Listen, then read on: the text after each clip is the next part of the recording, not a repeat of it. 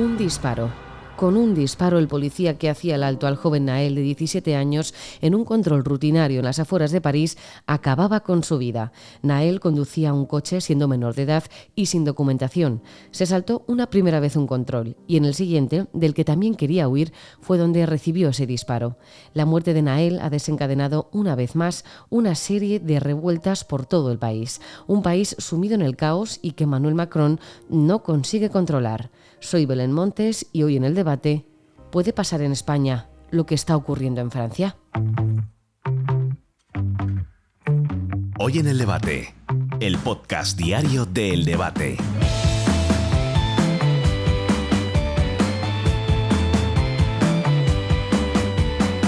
No es la primera vez en las últimas semanas ni en los últimos meses, incluso diría en los últimos años, que Francia salta a la palestra por problemas y conflictos entre sus ciudadanos, el gobierno, las administraciones, el terrorismo incluso. Francia, el que fuera uno de los países ejemplares de Europa con su bonanza económica, su sistema democrático, su historia, se encuentra ahora en el punto de mira de todos aquellos que creen que Francia ya no es lo que era y que cada día es un poco peor.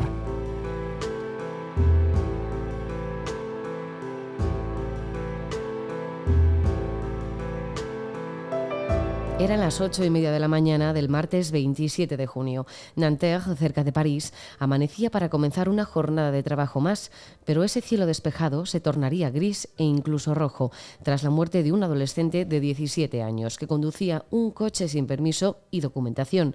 El Mercedes AMG de color amarillo había recibido el alto en 2 ocasiones. Su conductor no paró en el primero, pero sí en el segundo, aunque lo haría de manera muy breve, pues intentaría huir nada más pedirle la documentación. En el vídeo que se ha podido ver a través de los medios de comunicación de un viandante que pasaba por ahí, se ve como 2 policías hablaban con el conductor que tras iniciar la huida y recibir el disparo, chocaba contra una señal de tráfico a pocos metros del control. José María Ballesteres, colaborador del debate. José María, ¿qué tal? ¿Cómo está? Buenas tardes. ¿Cómo es la zona de Nanterre, José María? Nanterre es una ciudad que está situada a unos 15 kilómetros de París. Es la capital de la provincia de Altos del Sena, que es una de las provincias limítrofes con la capital, con París, vamos. Y es una ciudad pues, muy administrativa, con una universidad masificada donde prendió la mecha en mayo del 68. Es una ciudad que ha tenido alcalde comunista durante décadas, alcaldesa durante muchos años también, y es una ciudad en la que hay una gran concentración de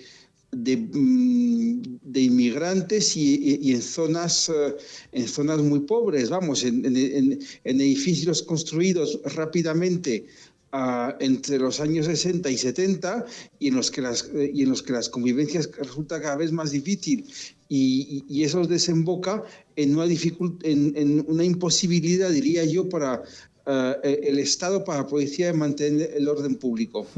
Las revueltas se han generado por la muerte de un joven de 17 años. Ese joven conducía un coche sin carné al que la policía le dio el alto. Macron, desde Marsella, ha querido pronunciarse. La afección de la nación y decir que rien ne justifie la mort d'un jeune. Nada de nada, ha dicho, justifica la muerte de un joven. Desde lo acontecido y hasta el momento, al menos se han detenido a 31 personas y 24 agentes han resultado heridos. José María, ¿hasta cuándo van a extenderse las revueltas en Francia? Es muy difícil decirlo. Por lo menos yo diría que 4 o 5 días, porque luego igual la gente entra en una mentalidad de vacaciones veraniegas y eso puede calmar un poquito la situación. Por otra parte, el 14 de julio es la fiesta nacional y el presidente, antes incluso de que se conociera la tragedia de Nanterre, tenía previsto, como es habitual, hacer un discurso político importante y es posible que se haya producido una remodelación del gobierno antes, pero no podrá evitar una referencia a Nanterre. Macron le quedan 4 años de mandato y tiene una oportunidad ideal para por fin hacer un plan a largo plazo para intentar por lo menos estabilizar esas zonas tan peligrosas, que no solo en Nanterre, es en todo el país. Las zonas alrededor de Lyon son peligrosísimas, las de Estrasburgo, capital de Europa, también, y no voy a hacer la lista entera, pero si no se resuelve, pues a la vuelta del verano, en septiembre, pues podría haber más. José María, la policía es señalada una vez más por su uso excesivo de la fuerza. ¿Qué pasa en Francia para que se haya desencadenado este clima de tensión continua? Una de las causas es la falta de autoridad del Estado en zonas que allí llaman de non-droit, de no derecho, porque si uno va, por ejemplo, a Nanterre o en otras zonas que rodean París, pero también en el resto del territorio, podrá comprobar cómo la policía no accede a esos territorios, no accede por miedo, no accede porque la gente se opone a su presencia, y por lo tanto las que mandan ahí son las bandas étnicas, las bandas de narcotraficantes y muchas veces también los imanes. Es sobre todo un problema en las grandes urbes, ¿no? Pero la policía francesa, porque yo les he frecuentado alguna vez, la policía francesa está desbordada, y luego llega un momento en el que pierde los nervios. El policía tenía razón al pedir control de identidad al pobre Naël, toda la razón, pero perdió los nervios, tuvo una reacción excesiva en el momento más inoportuno, y eso ha desencadenado. Pero no es solo la lectura inmediata de los acontecimientos, es pasar allí 3 o 4 días y comprobar lo que está pasando. Pues José María Ballester, colaborador del debate y buen conocedor de Francia, muchísimas gracias. Gracias.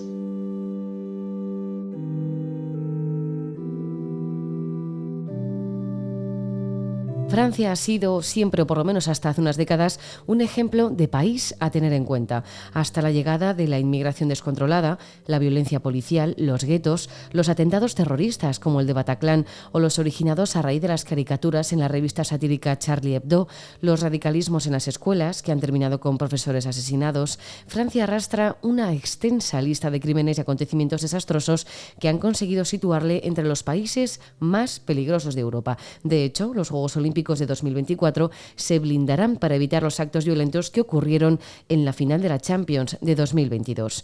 Gabriel Albiac es filósofo, escritor y columnista del debate. Gabriel, ¿qué tal? ¿Cómo está? Hola, ¿qué tal? Buenos días. Usted vivió muchos años en París. ¿Cómo es el París o cómo es la Francia que se vive ahora y cómo era la que usted vivió? Vamos a ver, son dos Francias por completo distintas. El conflicto, que en estos momentos es un conflicto racial y religioso por un lado, pero sobre todo quizás fundamentalmente delincuencial, puesto que efectivamente las redes del islamismo y las redes del delito común están completamente entrelazadas. Esa Francia que ha pasado a controlar buena parte de las grandes periferias en torno a los grandes núcleos urbanos, se ha convertido realmente en un país difícil, muy difícil de administrar. Tiene muy poco que ver con el país de los años 60 o de los años 70 que yo conocí cuando era joven, desde luego. Entonces, comenta que esto es un problema racial, es un problema religioso, es un problema delincuencial, pero ¿cuál es el germen que ha llevado a la sociedad francesa a acabar así?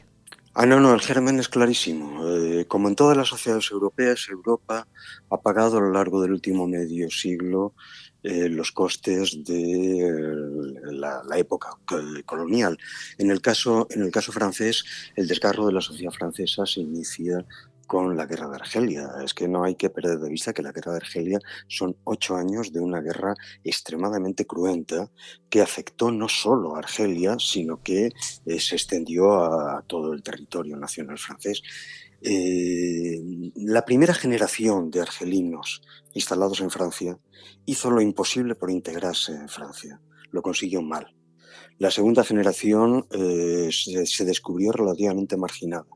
Y lo que se llama la tercera generación directamente entra en choque con la sociedad francesa y de algún modo busca el retorno a las imposibles raíces de un Islam que ya no puede encontrar, porque naturalmente se trata ya de una generación nacida en una sociedad distinta. Pero mira, yo estaba en París en el 84, en diciembre del 84, no lo olvidaré nunca, cuando empezó este último giro en Francia. Tras la gran marcha antirracista de Convergencia 84, de pronto cuando se cierra la marcha en París, los dirigentes, los jóvenes, fue una marcha de jóvenes, los jóvenes dirigentes musulmanes intervienen en el mitin para decir: no habéis entendido nada, nosotros no queremos saber nada de Francia, nosotros queremos retornar al Islam de nuestros mayores. Desde el 84 hasta hoy, lo único que se ha producido es el choque de lo que es imposible, es decir, el retorno al pasado. Uh-huh. En la última campaña electoral escuchamos a la candidata Marine Le Pen decir esto sobre el candidato Éric Zemmour. El proyecto de Éric Zemmour, un proyecto de guerra civil, de división, de brutalidad. Definiendo el proyecto de Zemmour como un proyecto de guerra civil, pero se indignaba cuando Emmanuel Macron le hacía una afirmación igual. Par contre, dans la cité, vous allez créer la guerre civile. Je vous le dis en toute sincérité. Parce que ça veut dire que vous vous attaquez de... Gabriel, ¿es cuestión de cambiar de política? ¿Pueden y deben los políticos acabar con toda esta ola de violencia o es imposible hacerlo?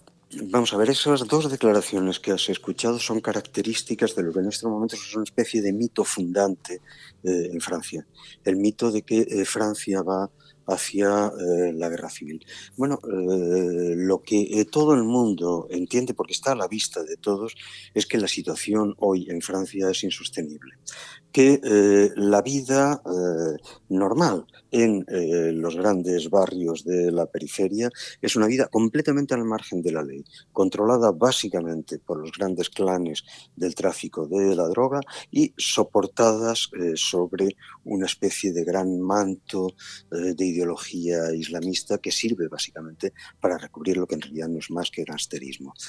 Es cierto que se ha llegado al límite. Yo no pienso que hablar de guerra civil sea sensato, pero sí pienso que el Estado está ante una apuesta muy difícil de salvar. Uh-huh. Mirando un poco más nuestro ombligo, Gabriel, ¿hay posibilidad de que algo así pudiera ocurrir en España? ¿Qué nos diferencia a los españoles como sociedad de los franceses? Bueno, el no haber sido una potencia imperial en el último siglo y medio. Por lo tanto, el no haber tenido que afrontar el problema del desplazamiento masivo de inmigración que viene ligado a la caída de un imperio colonial. Ese primer movimiento migratorio España no lo ha sufrido. Naturalmente, la segunda ola o la tercera ola, la que en estos momentos se abate sobre Europa y que está más ligada al desmoronamiento completo de todo el continente africano, eso naturalmente que creará a medio plazo problemas grandes. Pero ya a partir de un umbral mínimo que en el caso del resto de Europa se ha sobrepasado hace decenios. Uh-huh. Pues Gabriel Albiach, filósofo, escritor, columnista del Debate, muchísimas gracias. Muchísimas gracias a vosotros.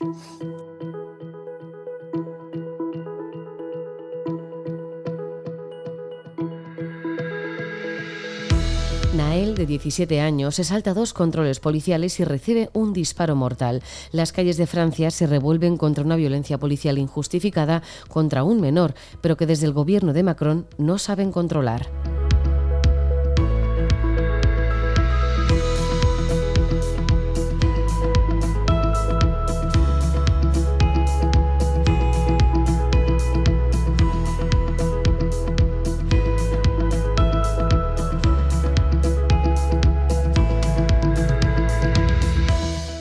Puedes escuchar este podcast en eldebate.com y en las principales plataformas de audio. Recibe un saludo de quien te habla, Belén Montes. Gracias por estar al otro lado. Adiós.